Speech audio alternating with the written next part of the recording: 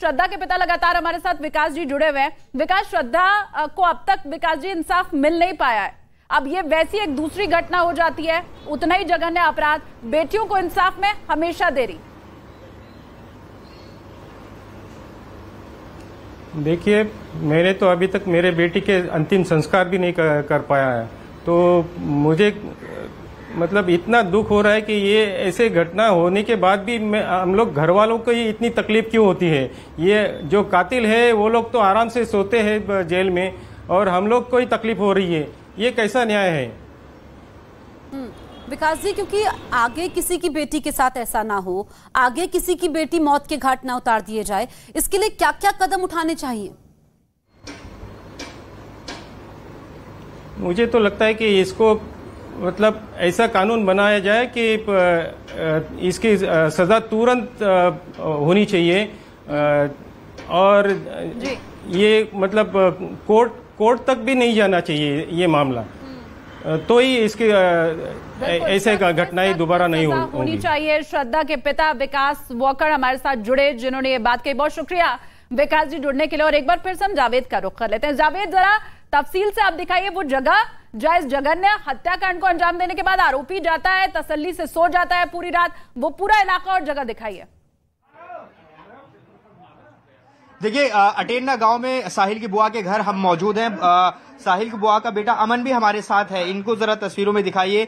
साहिल ने ही वो दरवाजा उस वक्त खोला था, मैं जरा वो दरवाजा आपको दिखाना चाहूंगा और वो जरा हम घटनाक्रम दोहराने की कोशिश करते हैं। अमन, थोड़ा आगे आइए। ये देखिए, ये मुख्य द्वार है, ये पूरी तरह से ये गेट बंद था, कुछ इस तरह से रात को ये गेट बंद था और सुबह 4 बजे के आसपास इस गेट को अमन ने खोला है। क्या अमन, इसी तरह से मामला हुआ था? ये बताइए कि जब साहिल यहाँ पर पहुंचा तो उसने क्या बताया आपको? जी, जब सुबह साहिल आया था तो मैंने पूछा था, भैया तुम इतनी लेट कैसे आए हो? हाँ। तो बोल रहा था, भाई मैं शादी में से आया हूँ। लेकिन आपको हाव भाव से लगा नहीं कि वो उसके कपड़े किस तरह के थे? कि आपको लगा कपड़े देखकर कि वो वाकई शादी से आया है? जी, वो लोअर टी शर्ट में था, तो मैंने पूछी भी थी, भाई लोअर टी शर्ट में तुम शादी में से आए हो? तो बोल रहे नहीं, मैंने कपड़े चेंज कर लिए, थोड़ा थका हुआ हूँ मैं, इसलिए आ गया हूँ, आराम करना है मेरे को। तो आपको एक ठनका नहीं दिमाग में कि कहाँ चेंज किए और क्या हुआ होगा?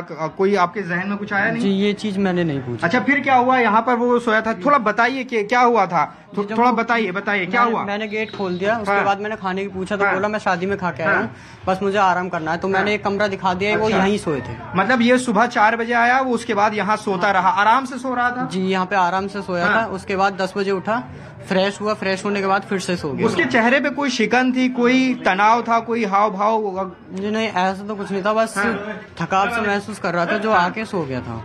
उसके बाद 2:30 बजे ये मैं आपको दिखाऊं, ये वो घर का हिस्सा है जहां पर जो साहिल था वो आराम से सो रहा था। और देखिए, अमन कह रहा है कि यहाँ पर वो बेहद इत्मीनान से सोया, तो इस बात से अंदाजा लगाया जा सकता है कि उसको कोई हत्या का पछतावा नहीं था, जो कि पुलिस इन्वेस्टिगेशन में भी ये बात सामने आ रही है। देखिए, और जब यहाँ दोपहर को पुलिस पहुंचती है, उसके बाद यहाँ पर साहिल की जो बुआ का बेटा, उनको पता चलता है कि आखिर हुआ क्या है। ये पूरा घर है दरअसल अटेरना गांव में, ये बाहर का हिस्सा है, अमूमन इसे बैठक कहते हैं, यहीं पर बाहर से आने वाले लोग ठहरते हैं। यहाँ उसको ठहराया गया और कोई शिकायत नहीं थी। एक और सवाल ले लेते हैं, बताया कि कोई उसको इल्म नहीं था कि क्या उसका पहले का रिकॉर्ड कैसे रहा है, पहले का उसका कोई आपराधिक ट्रैक रिकॉर्ड रहा है, उससे पहले उसका क्या भाव भंगिमा रहती थी, और जब वो कत्ल के बाद वहां पर पहुंचता है तो कोई बदलाव नजर आता है?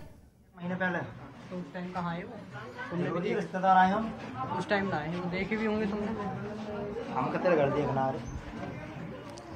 तो देखिए, हम अमन से पूछ रहे थे कि क्या जो साहिल जब आया उसने कुछ बताया लड़की के बारे में, क्योंकि आप हम उम्र हैं, उसकी बुआ के बेटे, कभी बातचीत तो होती है जब आप कजन ब्रदर हैं?